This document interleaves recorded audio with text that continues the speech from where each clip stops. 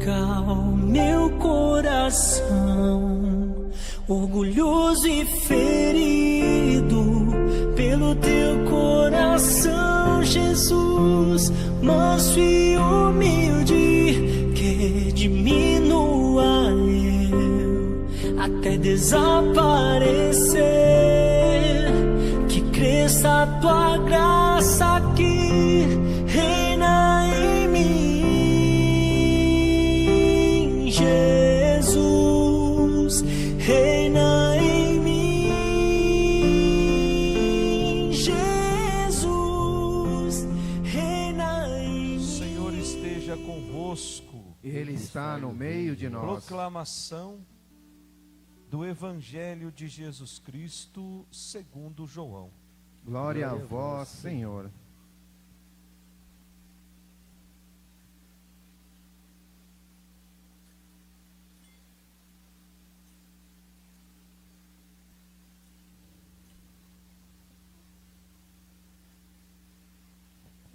Naquele tempo, Jesus apareceu de novo aos discípulos à beira do mar de Tiberíades.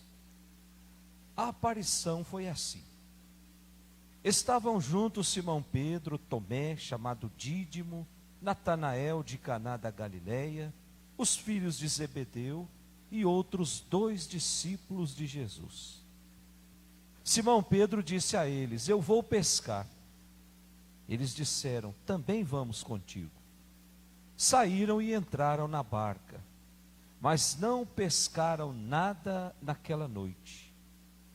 Já tinha amanhecido e Jesus estava de pé à margem, mas os discípulos não sabiam que era Jesus. Então Jesus disse: moços, tendes alguma coisa para comer? Responderam: não. Jesus disse-lhes: lançai a rede à direita da barca e achareis. Lançaram, pois, a rede, e não conseguiam puxá-la para fora por causa da quantidade de peixes. Então o discípulo a quem Jesus amava disse a Pedro: é o Senhor. Simão Pedro ouviu dizer que era o Senhor. Vestiu sua roupa, pois estava nu, e atirou-se ao mar. Os outros discípulos vieram com a barca, arrastando a rede com os peixes. Na verdade, não estavam longe da terra, mas somente a cerca de 100 metros. Logo que pisaram a terra, viram brasa acesa, com peixe em cima e pão. Jesus disse-lhes: trazei alguns dos peixes que apanhastes. Então Simão Pedro subiu ao barco e arrastou a rede para a terra. Estava cheia de 153 grandes peixes. E apesar de tantos peixes, a rede não se rompeu. Jesus disse-lhes: vinde comer. Nenhum dos discípulos se atrevia a perguntar quem era ele, pois sabiam que era o Senhor. Jesus aproximou-se, tomou o pão e distribuiu-os por eles, e fez a mesma coisa com o peixe. Esta foi a 3ª vez que Jesus, ressuscitado dos mortos, apareceu aos discípulos. Depois de comerem, Jesus perguntou a Simão Pedro: Simão, filho de João, tu me amas mais do que estes? Pedro respondeu: sim, Senhor, tu sabes que eu te amo. Jesus disse: apacenta os meus cordeiros. E disse de novo a Pedro: Simão, filho de João, tu me amas? Pedro disse: sim, Senhor, tu sabes que eu te amo. Jesus lhe disse: apacenta as minhas ovelhas. Pela 3ª vez perguntou a Pedro: Simão, filho de João, tu me amas? Pedro ficou triste, porque Jesus perguntou 3 vezes se o amava. Respondeu: Senhor, tu sabes tudo, tu sabes que eu te amo. Jesus disse-lhe: apacenta as minhas ovelhas. Em verdade te digo, quando eras jovem, tu tu te cingias e ias para onde querias. Quando fores velho, estenderás as mãos, e outro te cingirá e te levará para onde não queres ir. Jesus disse isso, significando com que morte Pedro iria glorificar a Deus. E acrescentou: segue-me. Palavra da salvação. Glória a vós, Senhor. Eu vos exalto, ó Senhor, porque vós me livrastes. Eu vos exalto, ó Senhor, porque vós me livrastes. Que as palavras do Santo Evangelho perdoem os nossos pecados. Amém. Podemos sentar. Caríssimos irmãos, nós estamos meditando as leituras do terceiro domingo da nossa caminhada de tempo da Páscoa. Terceiro domingo da nossa caminhada de tempo da ressurreição, de tempo do sepulcro vazio. E nesse terceiro domingo, as leituras desse terceiro domingo da Páscoa vêm nos recordar, com muita inteligência, que seguidor de Jesus Cristo, que apaixonado por Jesus Cristo, tem por missão testemunhar e tornar real aquilo que Jesus começou. Essa é a missão dos seguidores de Jesus, essa é a missão dos batizados. Tornar verdadeiro, tornar real aquilo que começou, aquela aventura de amor que começou com Jesus. E agora, essa caminhada, ela tem um acréscimo. Essa caminhada tem a certeza de que Cristo ressuscitado vai junto conosco. Vai à nossa frente para que abrir os nossos caminhos. O Cristo ressuscitado que vai ao nosso lado, sendo o nosso companheiro de caminhada. O Cristo ressuscitado que vai atrás de nós, para que os nossos pés não tropecem nas armadilhas do mundo. O Cristo ressuscitado que vai acima de nós, nos abençoando a cada dia. E o Cristo ressuscitado que vai dentro de cada um de nós, nos santificando. Cada dia nesse mundo é um dia mais perto do céu. A primeira leitura que nós ouvimos foi tirada do livro dos Atos dos Apóstolos. O livro dos Atos dos Apóstolos, desde o capítulo 2, o próprio nome do livro já fala o que é o livro. Atos dos Apóstolos. Aquilo que os apóstolos fizeram depois que Jesus foi morto. Os Atos dos Apóstolos. Então, desde o capítulo 2, o livro dos Atos dos Apóstolos apresenta o testemunho da igreja lá em Jerusalém, lá onde tudo começou. O testemunho dos apóstolos sobre a convivência deles com Jesus Cristo. E nesse texto de hoje, nós temos o testemunho de Pedro e de alguns companheiros, que ao longo de toda essa semana, na missa, nós limos os Atos dos Apóstolos. Aliás, o livro dos Atos dos Apóstolos, nós estamos lendo desde o dia da Páscoa. Cada dia da semana, um trecho. E fala que, ao longo dessa semana, que Pedro e mais alguns companheiros foram presos, foram proibidos de falar de Jesus. Mas não tiveram medo, voltaram lá no templo e começaram a falar de Jesus de novo.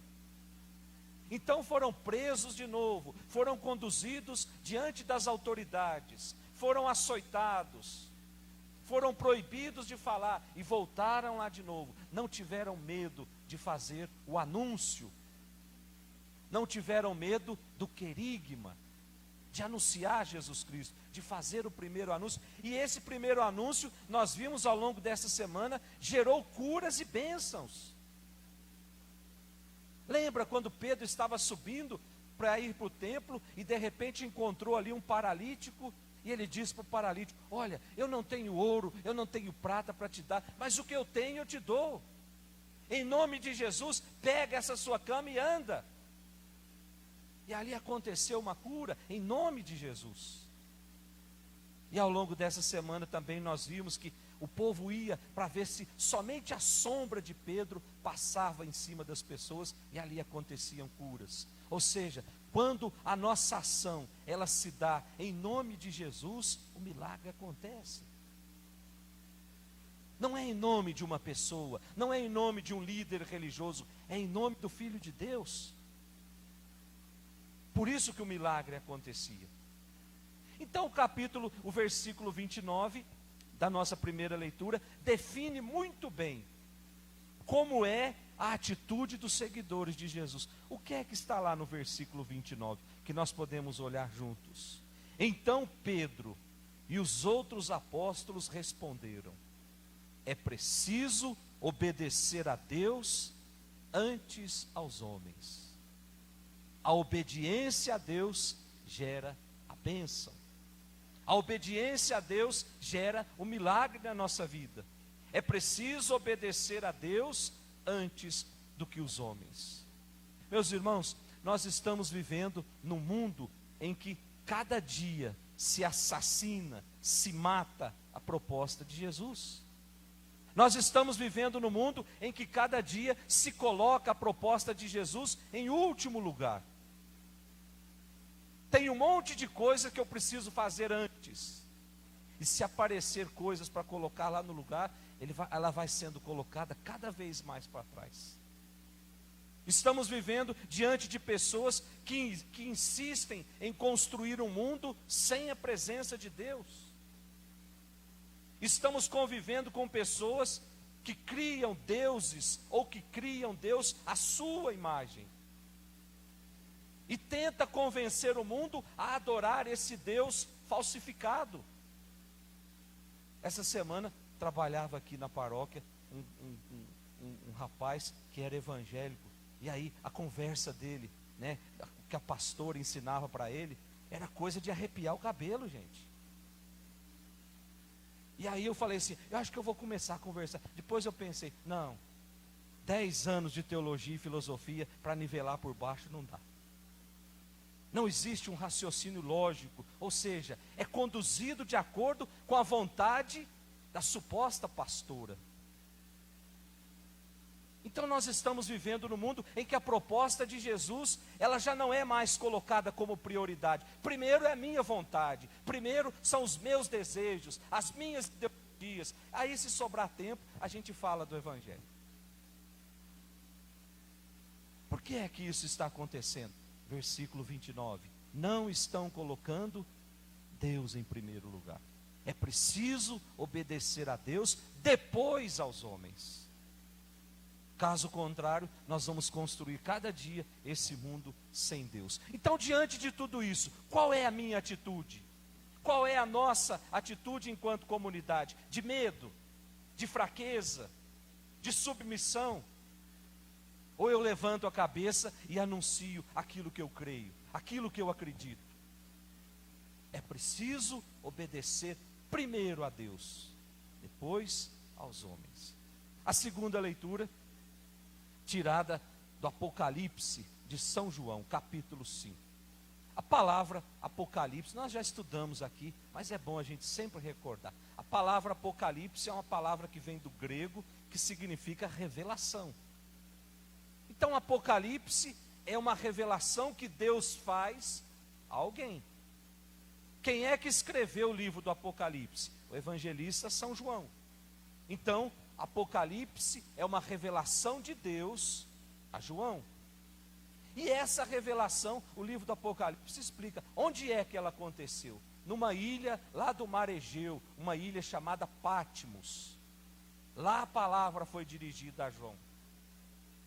E o que é que João estava fazendo nessa ilha? Estava preso. João foi o primeiro bispo de Éfeso. Éfeso, capital da Ásia Menor. a maior cidade do império, onde Paulo teve muitas confusões, onde o evangelho era difícil de chegar no coração das pessoas, porque tinha culto a tudo quanto é tipo de Deus. Mas, mesmo assim, diante de toda a dificuldade, João foi o primeiro bispo a conduzir o povo cristão de Éfeso. Isso no primeiro século, lá pelo ano 80.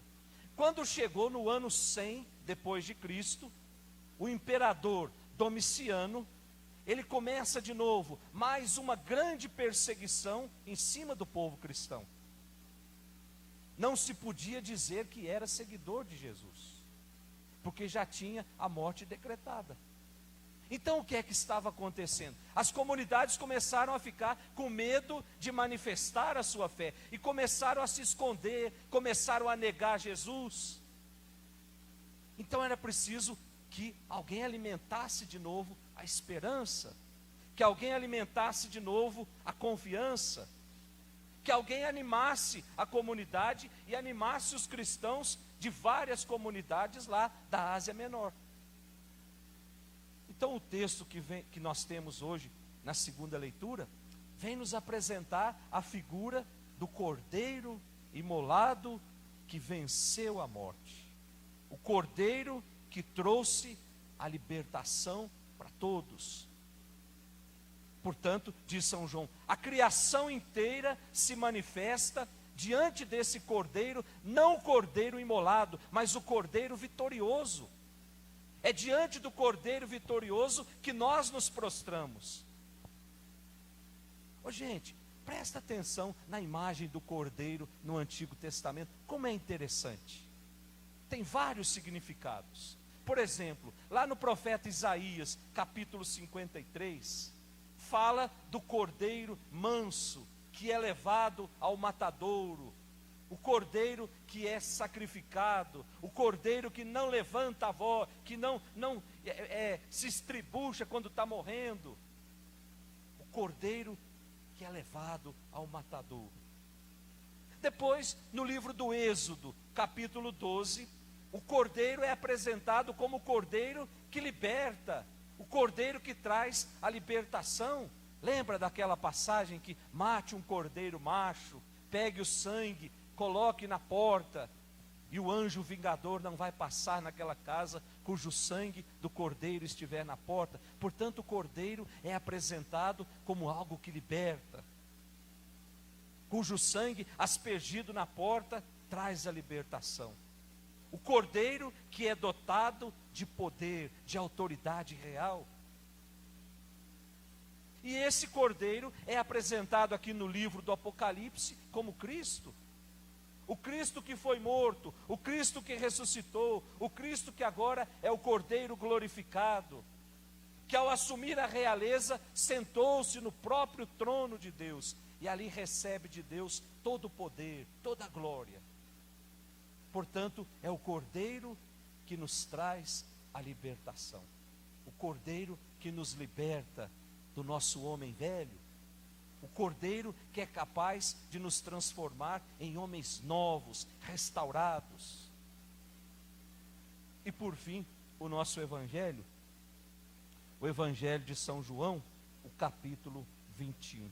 O Evangelho de São João é de uma beleza extraordinária. É o último capítulo do Evangelho de São João, capítulo 21, que tem como protagonista um grupo de discípulos que resolvem ir pescar.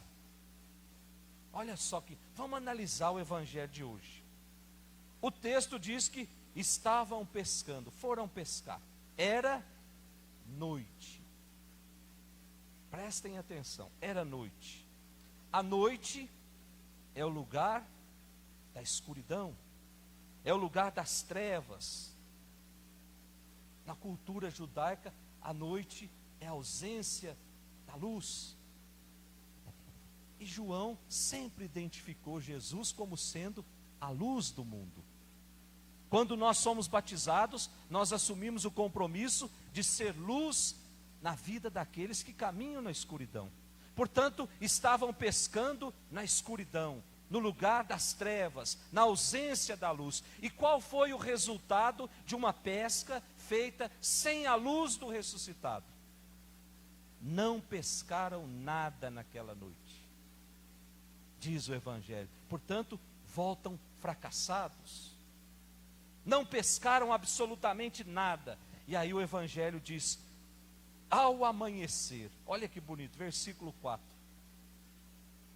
Quando amanhece, está chegando a luz.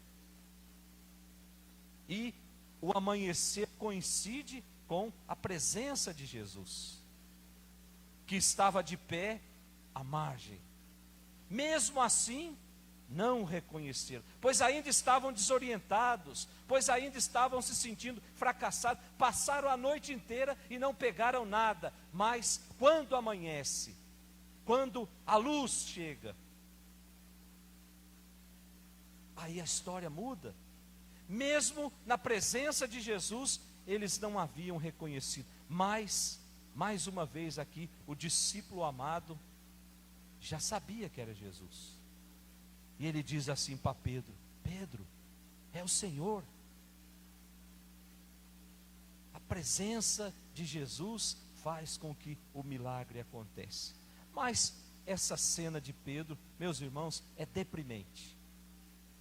Pedro estava nu. Não é isso que o Evangelho diz? E quando João fala é o Senhor, ele veste a roupa e pula na água. Tem alguma coisa errada aqui? Não é o contrário, a gente não tira a roupa para entrar na água. Aqui Pedro vestiu a roupa e se atirou no mar. Tem alguma coisa errada aqui, gente. Para que a gente... O que é que uma pessoa, pelo que eu li aqui no Evangelho, eram mais ou menos 8 pessoas que estavam dentro da barca. E o Evangelho faz questão de dizer: o que é que Pedro estava fazendo pelado no meio de 8 pessoas? Gente, imagine essa cena aqui em Santos. Pedro é o sucessor. Imagine um bispo com 8 padres, só o bispo pelado lá em Santos. Dá até a música, né? Pelados em Santos. Imagine o que é que o povo ia dizer. Imagine o que é que a imprensa ia dizer. Mas por que é que Pedro estava nu? Aí nós precisamos entender, gente. Quando ele veste a roupa e se joga dentro do mar, já dá uma dica. Que não é nu. Qual foi a ordem que Jesus deu para os discípulos antes de subir para o céu? Ide pelo mundo inteiro e a todos pregai o Evangelho. Essa foi a última ordem de Jesus. E aqueles estavam indo para o mundo inteiro, gente. Foram pescar. Quer dizer, voltaram à atividade normal. Não deram a mínima para a palavra de Jesus. Vou pescar. Pedro desobedeceu, voltou à sua antiga profissão. Eu vou pescar. Então ele estava despido, não de roupa, mas estava despido da graça de Deus. É o mesmo que aconteceu com Adão. Quando perdeu a graça de Deus, percebeu que estava nu. E aí foi se esconder no meio do mato. Eu ouvi a sua voz e eu estava nu. Como é que você sabia que você estava nu? Portanto, a desobediência gerou em Pedro a vergonha. A desobediência gera em nós o medo, o fracasso, a vergonha. É por isso que Jesus precisou perguntar para Pedro se Pedro amava 3 vezes. Para ter certeza se o amor de Pedro era um amor de compromisso ou era um amor, qualquer amor. Diz o Evangelho que Pedro até ficou triste, porque Jesus ficou perguntando. Meus irmãos, não existe adesão a Jesus se nós não estivermos dispostos a seguir esse caminho de amor e de entrega ao projeto de Jesus. Vamos pedir para Deus essa graça nessa Eucaristia que nós estamos celebrando. Que o nosso sim seja de fato sim. É melhor dizer sim, ou é melhor dizer não, do que dizer sim de qualquer jeito. Eu não posso vestir a roupa pela metade. Ou eu visto a roupa inteira, ou então eu não digo que sou um cristão seguidor de Jesus Cristo. Louvado seja nosso Senhor Jesus Cristo. Do desejo de ser aceito